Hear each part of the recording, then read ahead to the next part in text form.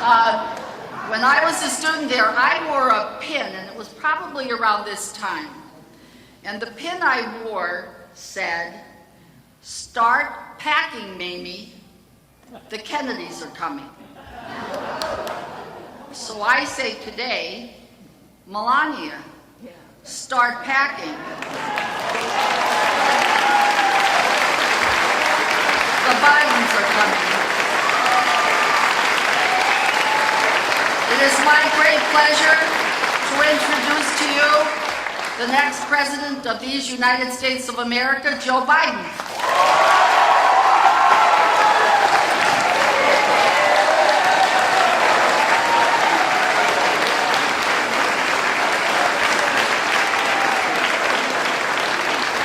Hello, folks. How are you? Thank you, thank you, thank you. Thank you. Thank you. Please have a seat. Rosemary, thank you very, very much for that very generous introduction. My name is Joe Biden. I am Jill Biden's husband and Jean Finnegan's son. I'm from 2446 North Washington Avenue, and I'm happy to be home. Happy to be home. No, it really is good to be home. You know, it's presumptuous of me to say home, I know, but you know, Scranton, when you're a kid, no matter how long you live here, climbs into your heart and it occupies you. So many people you know are from Scranton. So many people from Scranton. And so many people, great people here. My mother, Catherine Eugenia Finnegan Biden, on North Washington Avenue, St. Paul, Marywood, raised in Scranton. First 35 years of her life before we moved to Delaware. She lived to age 92, thank God. And the last 10 years of life, she's lived with me. And you know, after my dad passed, she moved in, but it was a struggle to get her to move in with us because when I was growing up in Delaware in our 3-bedroom split-level home, for most of my career, my life, we always had a relative living with us, either my grandpa or my great aunt or an uncle. There's always someone in our 3-bedroom split-level home with 4 kids and mom and dad. It was great for the kids. It really was. It was great having Pop with us, my grandpa, and so on. But the fact of the matter was that my mother, looking back on it, those walls were pretty thin. So after my dad passed away, I tried to get Mom to move in with me in a home that we had just built. I had built a suite for my mom and dad, but my dad was in hospice the last 5 months of his life at our home, but my mom wouldn't move in because she said she wasn't going to, quote, do that to me. But I said, Mom, you're not doing that to me, you're doing it for us. She didn't want to be burdened. But that's how my sister and brothers were raised. We were raised, taught that it's all about family. Family. And family is no burden. Even then, she wouldn't actually move into our house.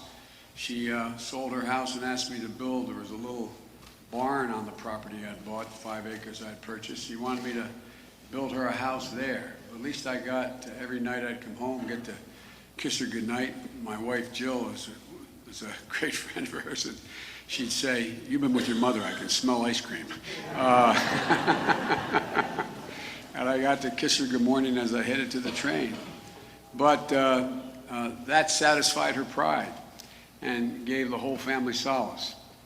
Everything my sister Valerie and I learned came from Scranton. Scranton sort of, as I said, creeps into your heart, never leaves you. When people would ask my mom after she had been in Delaware, it's not any exaggeration, over 50 years, where she lives, where she's from, when she was out of Wilmington, she'd say, "I'm from Scranton. I'm from Scranton." Not a joke. She and my dad passed along those values that Scranton families are all about. She used to say, "Joey, remember," this is God's truth, "remember, you're defined by your courage and you're redeemed by your loyalty." That was my grandfather, Ambrose Finnegan. was all about courage. She said, Joey, courage is the greatest virtue of all. Because without courage, you can't love with abandon. That's what I learned. I learned it here. And I suspect most of you learned the same things here in Scranton. My dad moved here with his father and mother, moved to Dunmore when he was a senior in high school, went to St. Thomas's, now Prep. And we're, all my extended family is here as well, including some of my relatives that are here today, the Finnegans, the Gaffneys. Maybe the most important thing my father taught me was that raised in the same tradition that I found everybody that I grew up with here and stayed in contact with here over my career. Everybody has the same notion. Every single person, my dad used to say, no matter who they are, Joey, is entitled to be treated with dignity. Dignity. A word, I think, that is probably used more here in Scranton, at least in my experience, than anywhere else. It's all about dignity. No matter what your station in life is, no matter what your background is, everybody's entitled to be treated with dignity. My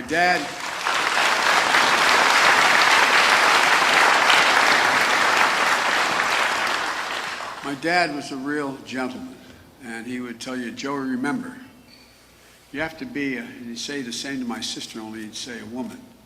He'd say, Joey, you have to be a man of your word. Without your word, you're not a man. It's about honor.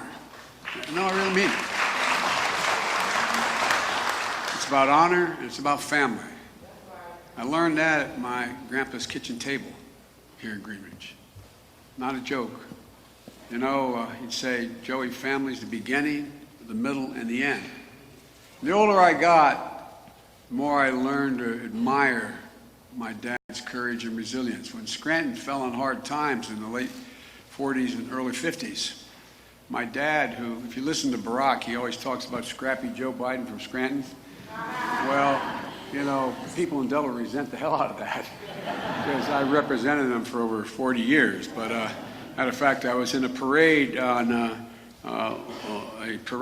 a little town called Hockessin. When my son passed away, one of the favorite parades the kids would go to with me. And I'm walking down the parade route and thanking them for being good to my boy. And three guys looking like you that I played ball with in school came running up behind me and said, Joe, what the hell's all this about Scranton? God damn it, you're from Delaware. You're from Delaware. But my dad, like I said, if you listen to Barack, you'd think I climbed out of a coal mine with a lunch bucket heading out. But my dad was a white-collar salesperson, but there was not a lot of work up here then in the early 50s. And I remember him making what I call the longest walk, and some of you have had to make and some of your family members had to make. The longest walk up a short flight of stairs to your child's bedroom and tell him, honey, you can't play in the Greenwich Little League anymore. You can't go back to school because Dad doesn't have a job. Dad's got to move. We can't, everything's going to change. And I remember Dad doing that. As a matter of fact, I'm literally back to my ancestral home up there. The woman who owns it's been a lovely, lovely person and become a friend. She still is a person who bought it from my grandpa when they died. And it just brings back memories. He came up and he said, I'm going to have to move, honey. But I'm going to come home. It's only 157 miles away because he had been raised in Wilmington up until he was a junior in high school. And so only 157 miles away, and I'm home every weekend. I remember thinking that was like going to the moon, 157 miles. You know, and he did. But it wasn't until I got a lot older I realized how much it must have affected his pride, having to walk into the kitchen of my Grandpa Finnegan, who had 4 sons, and say, you know, can I leave Gene and the kids here with you? I promise I'll pay you back. I'll be back. I promise. Can you do it? It wasn't a second thought for my grandpa, but it takes a lot of pride for a man or a woman to do that and say, can you take care of things? Can you do something for me? And you know, although it was hard for him, I didn't think it was hard for my grandpa because, again, it's family. And you know, I've had nothing but great memories about Scranton. climbing what used to be that 10-foot stone wall of Marywood, having apple fights behind the wall, climbing the flagpole of Maloney Field. I might say the only kid who went to the top. In my generation, being, that penny candy at a place called Simmy's is no longer Simmy's and Pepsi's, and going down to the Roosie, the Roosevelt, and Greenwich Corners for the matinees, and then playing out the matinee on the way home, trying to walk across that pipe across the Lackey, because that's what the heroes did, sometimes falling in. But there's nothing but good memories. But more than the memories, what I remember most as I think about it as I get older is the values that were instilled in me up here. The point of all this, as I look back on it, is that this is where I learned about loyalty. This is where I learned about patriotism. This is where I learned about what friendship means. This is where I learned about family and faith. Faith that helped me get through a lot of tough times in my life. And a lot of you have been through tougher times than I have. As the philosopher Kierkegaard said, faith sees best in the dark. Faith sees best in the dark. Well, we all go through dark times. Because of the faith that was instilled in me here, we've been able to traverse it.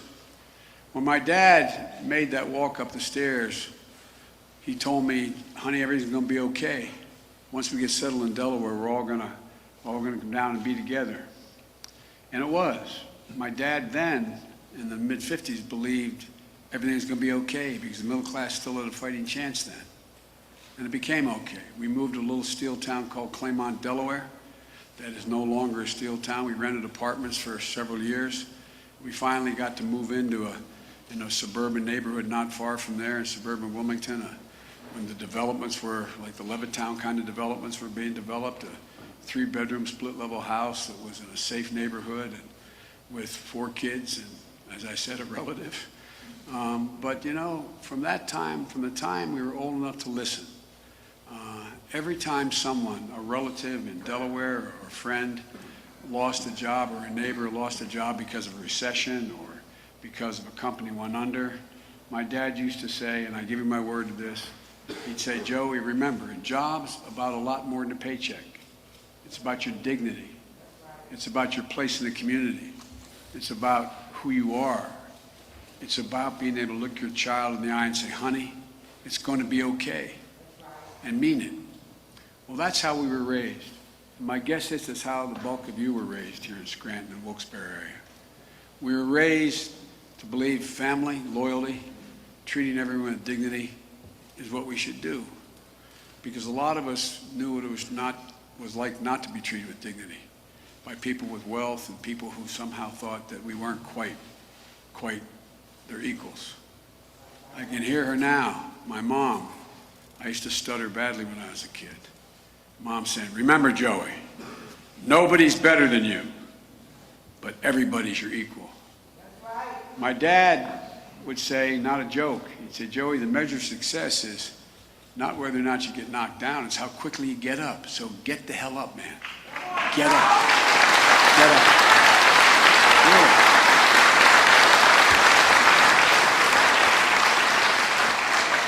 My dad, as he got older, if I wanted to take you over to meet my dad, he'd be angry if I didn't call him because he'd make sure he had to have a sport coat on to meet you, not to be in his sweats. He wanted to greet you at his home. My dad was very, thought manners to my dad were a big, big deal. One day he was over at our house, a house that I had built, and I guess I was looking out over this little pond that's on in Delaware. And I guess I was kind of feeling sorry for myself. I was talking about my deceased wife, and he said, Joey, he said, come on. And he left and went up to the Hallmark store and came back, and I have it on my desk to this day. A cartoon, you can go in those stores and get a little glass rectangular case with a cartoon or a saying or something on it. And he came back and he gave me this cartoon, and I have it now, and it sits on my desk, and it's been there for over 25 years. That's not true, 19 years. And it says, I'm not a big funny paper guy, but my dad was, and there's a cartoon character used to be called Hagar the Horrible. It was the Viking. And there's 2 frames in this picture. And again, it reminds me of the resilience of the people in Scranton and Claymont, where I'm from. It's a picture of Hagar, and his Viking ship has crashed onto the rocks.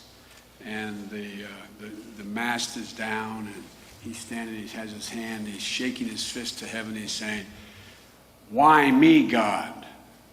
And the voice from heaven, the next, same exact scene, with his hand up, and a voice from heaven says, "Why not? Why not you? Why not you?" Well, folks, a lot of people here in Scranton and all across America have, over the last decades and even now, had to make that longest walk. But today, too many middle class and working class folks can't look their kids in the eye any longer and say it's going to be okay and mean it. That's why I'm running. I'm running to rebuild the backbone of this country. The backbone of this country is the middle class. You know, and this time,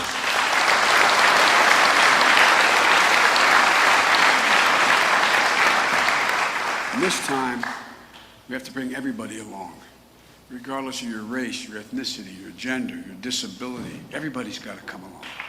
Because, folks,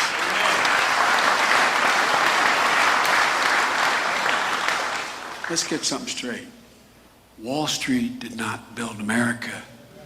Investment bankers did not build America. Hard-working middle-class people built America. Unions built the middle class. And the middle class built this country.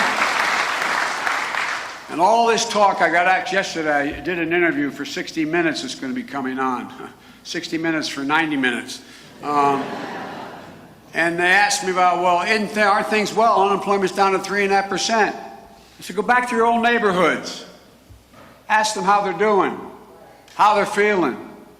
They're in trouble. There used to be a basic bargain in America, that if you contribute to the well-being of the outfit you work with, you got to share in the benefits. Well, that bargain's been broken. Corporate America's been doing incredibly well for the last 15 years. Their profits have gone up exponentially. It used to be there was a direct relationship between so-called productivity, how much more got put out on a factory floor or out of a corporation, and salary. From the end of World War II to the end of the 70s, productivity went up over 90-some%, 94 I think it was. Wages went up 95%. Since then, productivity has gone up 68 or 69%. Wages 8%. What happened? What happened to that bargain? It's not happening anymore. Studies show the middle-class families have difficulty making. They're losing hope. Half of them think their children will never be in a situation as good or better off than they were. You were all raised to believe that if you worked better, you worked hard, you could even be better off than your parents. But not today. They don't believe it. Studies show that if you have an unexpected expense during a month of $400 or more, you can't pay it. You got to either borrow the money or sell something. Ladies and gentlemen, we have to rebuild the middle class. Let me explain what I mean by middle class. You know, I have a lot of economists work for me. They'll tell you middle class is 51,800 or 52,000. Middle class is a value set. Middle class is being able to send your child to a park and know they're going to come home safely. Being able to send them to a local public school that you know if they do well, they'll be able to go beyond school. They'll be able to get a degree. They'll be able to get, no, really. And knowing if they get in, you can find a way to pay for it. Middle class is being able to take your geriatric mom home when dad dies and hope your children never have to take care of you. That's middle class. Just a little bit of breathing room. And it's hard for a family today to maintain their dignity if they don't have health care. I can't imagine turning to your child who has a pre-existing condition and say, sorry, kid, nothing I can do for you. I can't help you. Look, and saying insurance, look, I can't imagine what it would be like for people. And many of you know it, and many of you have been through it. How many of you have raised your hand if you lost someone to cancer, or cancer yourself? How many of you lost a close family member, a son, a daughter, a husband, or a wife? I can't imagine what it would have been like when my son Bo a decorated veteran, a major in the United States Army, volunteered to go, the Attorney General of the state of Delaware volunteered to go to Iraq, and he was there for a year. Bronze Star, Conspicuous Service Medal, and many other honors. Comes home and he gets diagnosed with terminal cancer. I can't imagine lying in that bed toward the end if the insurance company could have come in and said to him, "I'm sorry, pal, you've run out of your coverage. Suffer in peace the next 3 or 4 months as long as you live." Can't fathom it. How can a family maintain their dignity if they don't have a child who has some talent and wants to go beyond high school? And they look at him and they can't get there. My dad, when we got to Delaware, the first good job he was able to get after several years, he ended up being a manager of an automobile dealership. Great thing about that is that you always get a new car for the prom. I remember going down after a baseball game. The dealership he ran was down where the university is, Newark, and we lived about 25 minutes from there. And I went to a school in Claymont at the time, a high school, and I remember going down in my baseball uniform, racing down in a 51 Plymouth convertible with a ripped top and beach towels for seat covers. And I'd park it in the one spot, and I ran in and asked his secretary, "Mary, where's Dad?" Because I was going to get a car to go to the senior prom. And she said, "He's out in the alley, honey, going into the shop." I walked out, and my dad was pacing back and forth. True story. He looked up at me and he said, "Joey." He said, "Oh, Joey," he said, "I'm so sorry. I'm so damn sorry." This is before cell phones or anything. I thought maybe something happened to one of my two brothers or sister or my mom. I said, "What's the matter, Dad?" He said, "I went to the bank that financed all the car loans they had. I spoke to Charlie, the guy, the vice president, Charlie Delcher." He said, "I spoke to Charlie. Honey, they won't lend me the money to get you to college. I'm so damn ashamed. I'm ashamed." Why in the hell should he be ashamed? How many people sat at the kitchen table today and had the conversation saying, "You know, we got to drive on those 4 tires for another 10,000 miles. We can't afford a new set of tires this month. We got to wait." Or who's going to tell her she can't go back? We just don't have the money. What are we going to do about that insurance? This administration has no idea what hard-working, decent, ordinary Americans are going through. You know, a parent, how many of you,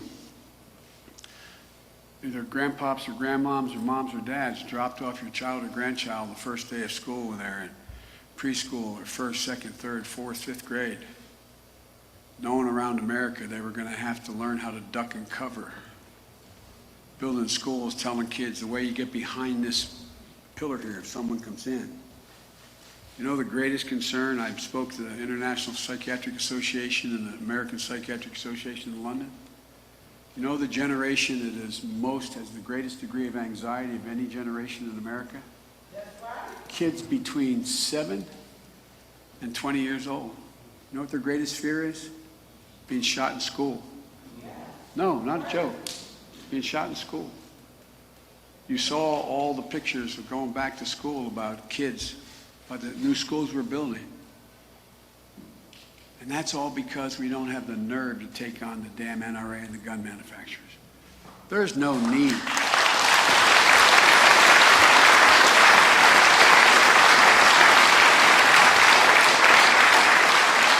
Folks, there's no need for this. Some of you are hunters. I've got shotguns. My sons are hunters, mainly geese. You know, if you go out and hunt for geese, you're not allowed to have in your shotgun more than 3 shells. Protect the geese. We have federal laws that protect geese more than, think about it. Why in God's name should anyone be able to have a clip that holds 100 rounds? So folks, the administration keeps doing the bidding of the NRA and the gun manufacturers. You know, I'm not against the Second Amendment. The Second Amendment says It's not absolute. If this is my friends in the far right talk about the tree of liberty is watered with the blood of patriots, you got to be able to fight against the government. Well, guess what? You need an M1 tank, man. You need an F-15. You need some Hellfire missiles. But you can't have them. You can't have bazookas. You can't have machine guns. We've never argued there are certain weapons that people can't own. There's never been a time in the history of the Second Amendment when we've said anybody can own a weapon. Anybody. Folks, how can a parent feel good about raising a child in a neighborhood where the groundwater is polluted because the oil company is polluting it? Or whether or not the groundwater pipes are made of wood or they're put in 1960 and no longer are safe? How many schools around the country know, for all I know here in Lackawanna and Luzerne counties, the water in the schools is not safe? Look, we all want the same thing. A fair shot, a life of dignity, the peace of mind. When someone gets sick, you have a little breathing room when the bill comes through. A shot for a better future. With all due respect, and I've never talked about a president like this before, I don't think Donald Trump is capable of understanding that. He doesn't seem to have any sense of empathy at all for people.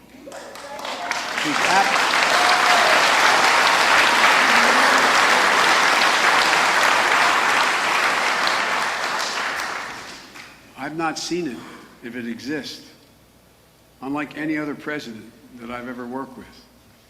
And folks, you know, I'm not sure Donald Trump has any idea what I'm talking about when I talk about the longest walk. You know, I think that the longest walk his father ever made was to drop off $400 million in his trust account. It's okay. I'd like to have had that problem. But look, let me tell you why I'm running. First, I'm thinking about health care. 9 years ago, we fought like hell to get Obamacare passed. Generations have tried to do that, but we got it done. Health care is more than just a luxury reserved to those who can afford it. It's a right. It's a right we all deserve. It's central to our dignity and who we want to be as a country. One of my proudest moments in those 8 years was standing along President Obama getting it done. Generations of Americans have fought to make that promise real. It was a really big deal. A really big deal. I wish I hadn't whispered that in the president's ear. Thank God my mother wasn't around. But look, the law has saved lives. It saved lives. It's kept families out of bankruptcy. We knew it wasn't perfect when we fought hammer and tong to get it passed. We wanted to do more, but we got as much as we could get done, and it was important. We put 20 million people on the rolls. 160 million people had pre-existing conditions covered. You know, but we didn't. We have to finish the job to ensure that every single American has a choice to be covered by a public option. Under my plan, you're free to stick with the insurance you have if you've negotiated with your company and you like it. And a lot of you had gone through long negotiations, given up pay raises in order to get thorough coverage. Under my plan, you get to keep it. But if you don't like it, or if you're uninsured, you get to sign up to a public option, a Medicare-like proposal. My plan reduces premiums, deductibles, out-of-pocket costs, increasing subsidies for middle-class families to buy in. And for the first time, it'll force private insurance to compete with your business, not just with each other, but with a public competitor. And it isn't in it to make it a profit. That's what the Medicare-like option provides. It's going to keep premiums even lower. Bottom line is, my health care plan is the fastest, most effective way to reduce costs for Americans, give everybody affordable quality health insurance, not in 5 years, not in 10 years, but right now. And we can afford it. The second thing, we have to rebuild our education system, as was stated at the very end, beginning by Rosemary. You know, my wife, who's taught her whole life, is teaching at this moment.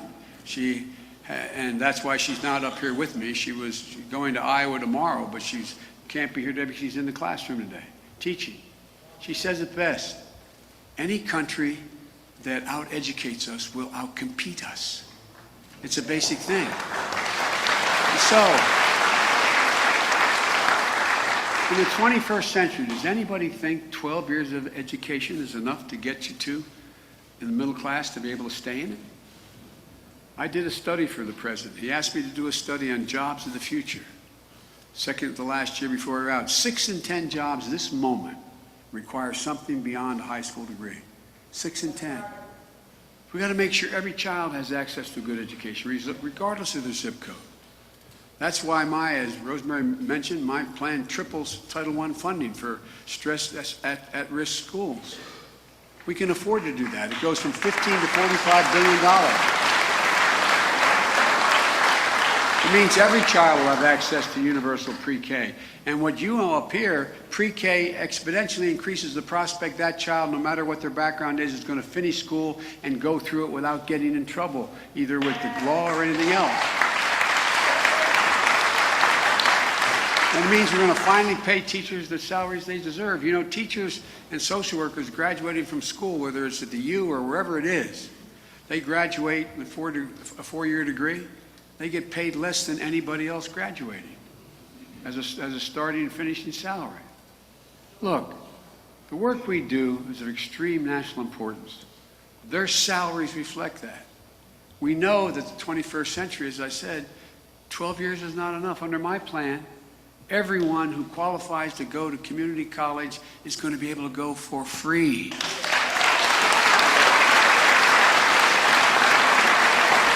You say, well, there goes that big spending Democrat, right? Well, guess what?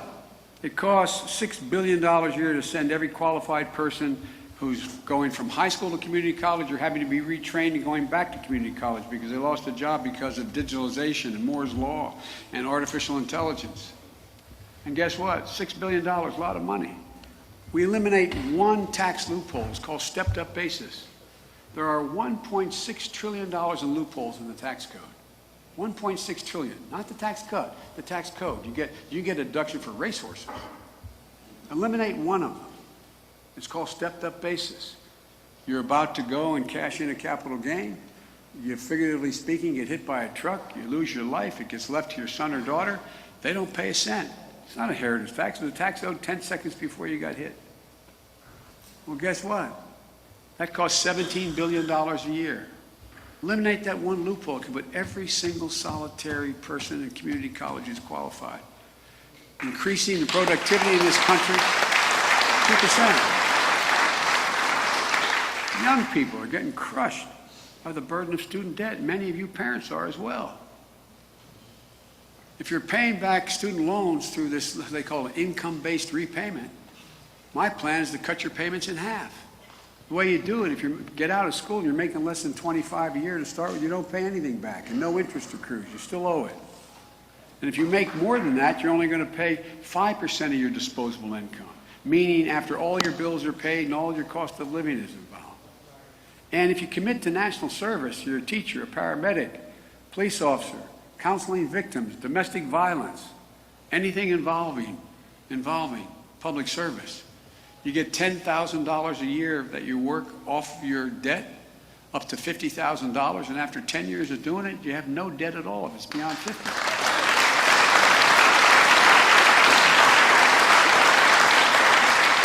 That's what we're going to do.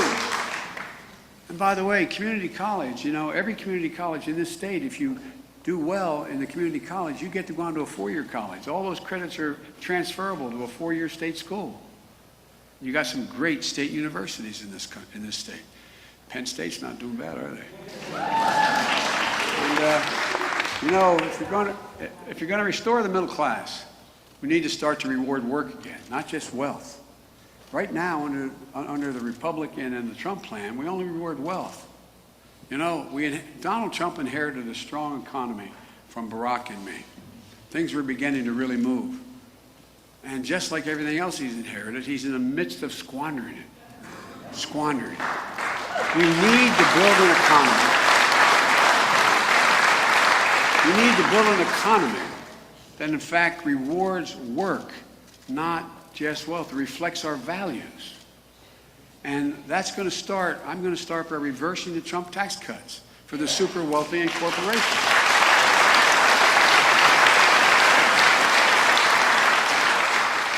Wealthy didn't need them in the first place.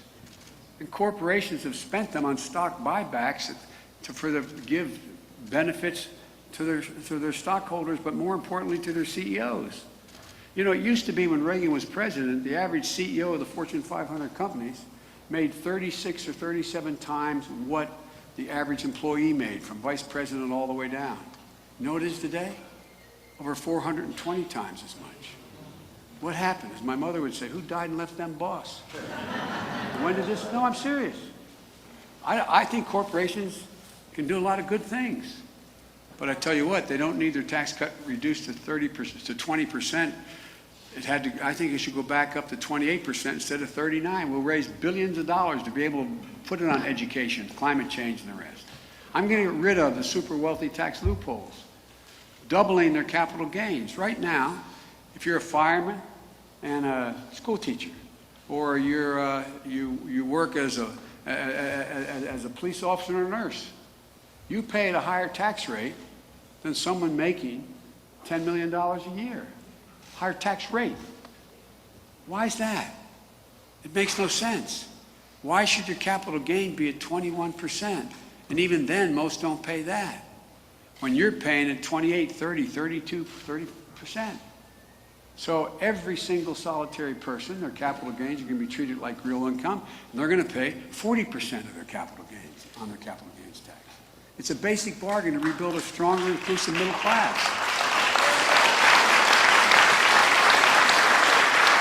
And it doesn't affect any gains on your home and all those things that you, in fact, are able to take advantage of. And look, we got to stop this awful gun violence that's ripping us apart. Yes. This is one of the biggest fears children are facing. We can't live with ourselves if we don't take it on. I'm the only one in the United States of America who's ever taken on the NRA nationally and beaten them twice.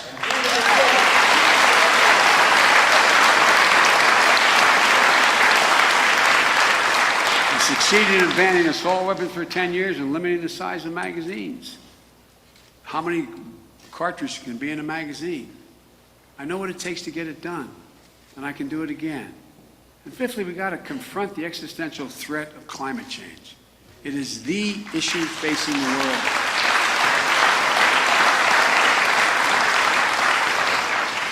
You know, the United States accounts for about 15% of the climate change problems. We have to lead by example, and I've laid out a plan where we get to net zero emissions by 2050, and between now and 2030, we make such dramatic change that it can't be turned around. But 85% of the problem comes from beyond our borders. We need a president who can marshal those other nations to confront the greatest threat that we've ever seen to humanity. That's not hyperbole, it's real. The first thing I'll do as president is rejoin the Paris Climate Accord, which I helped put together as a president.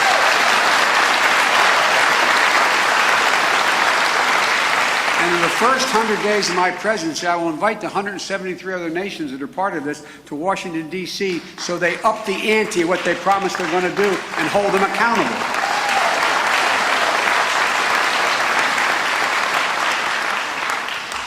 We have lost the respect of nations around the world by the way this president has acted. Climate isn't just an existential threat. Handled right, it's an extraordinary opportunity. You know, the uniqueness of America's been that we're the only nation in the world confronted with a real serious problem. We've always been able to take it and turn it into an opportunity. That's who we are in the United States. We can build a network of charging stations across America. So by adding 500,000 of them, move to all electric vehicles by 2020, reducing carbon by an enormous amount. We have ambitious plans for standards for buildings, cars, power grids. We're going to save you money, save you opportunity, and allow you to breathe cleaner. We're going to make an historic investment in clean energy research and technology, investing $400 billion in the industries of the future so we become a net exporter of all this technology, creating literally millions of jobs. It'll create more than 10 million good-paying jobs, union jobs, making $40 an hour, not $15 an hour. For real. This is the projection.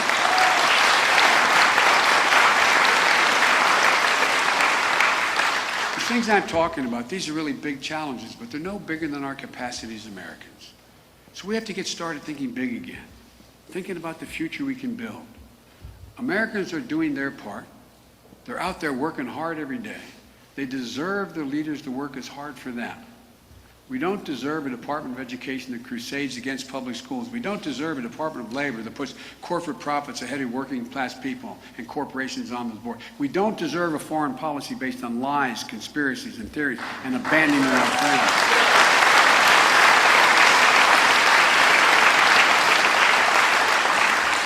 And most of all, we don't deserve a president who goes out of his way to make life in America harder, crueler, pettier. He said he's working for the forgotten American. Well, he forgot about the forgotten American. The American middle class brings dignity and integrity every day to work. They deserve the dignity and integrity reflected in their leaders. The challenges we face are really serious. But I stand here more optimistic than I was when I got elected as a 29-year-old kid to the United States Senate. I wasn't old enough to be sworn in when I got elected. I had to wait 17 days to be eligible. No, really. And I was characterized as the young, idealistic guy who was optimistic.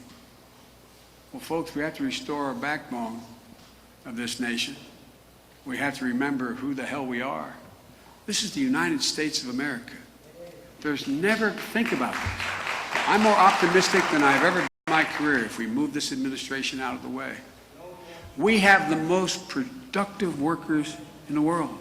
Our workers are 3 times as productive, as a matter of fact, than they are in Asia. We have more great research universities in Pennsylvania and the United States of America than all the rest of the world combined. The rest of the world combined. Every major life-changing thing has come out of a research university monetized by corporate America. But it's come out of the research at the universities you own, whether it's Los Alamos or whether it's any other place in the country. We're in a position where the wealthiest country in the world, the wealthiest country in the history of the world. Why in God's name are we walking around with our heads down? We have the most powerful military in the history of the world, no hyperbole. And we've led the world not just by the example of our power, but the power of our example. And it's being eroded. The embrace of dictators and thugs. Kim Jong-un, love letters. A guy who had his uncle's brain, no, literally had his uncle's brains blown out, sitting across the table. His brother assassinated by poison in an airport. Putin, who I know relatively well, I've spent a lot of time with him. Putin, who has nothing in mind other than to break up NATO, reduce our influence around the world, break down democracy. The one thing he fears is democracy. The embrace of the people that he has encouraged, and poking our fingers in the eye of our allies, treating NATO like it's a protection racket. Unless you pay more money, we're not going to keep our sacred commitment that an attack on one is an attack on all. I could go on. You saw what just happened. I've been all through that part of the world where the Kurds are. I spent a lot of time in Turkey, significant amount of time in Iraq and that whole area in Syria. What have we just done? Have you found a single military person who doesn't feel like we have just besmirched America's reputation around the world of being reliable? 10,000 Kurds died defeating ISIS, capturing 10,000 ISIS terrorists in prison. The president, on a whim, without the support of any of his military commanders, decides he's going to make a deal with Erdogan, who I know well, to move hundreds of American troops who are trainers for the Kurds, standing between the Kurds and the Turkish forces and want to wipe them out. And he pulls them out. You see on television women standing there holding their children under bombardment when our tanks are moving out. And our military is so ashamed they're leaving, throwing fruit at them, saying, "You've abandoned us. We're going to die." What the hell's going on? What's going on? Who's going to believe America's word as we give it? That's what a president does. He speaks for America. He keeps commitments. And then when they said all those prisoners are going to escape, he said, well, they're only going to go to Europe. They're not going to come to the United States. That's great, isn't it? That's great. What are our allies sitting there thinking? Folks, look. There's not a thing we can't do. We're better positioned than any nation in the world to own the 21st century. We can do it in a reasonable and quick way. We can unite this country. Because, folks, I'm tired of people, Democrats, Republicans, Independents, walking around with their heads down like, woe is me. Folks, this is the United States of America. Stand up. Take it back. We can, in fact, do anything we set our mind to. This is the United States of America. God bless you all, and may God protect our troops. Thank you.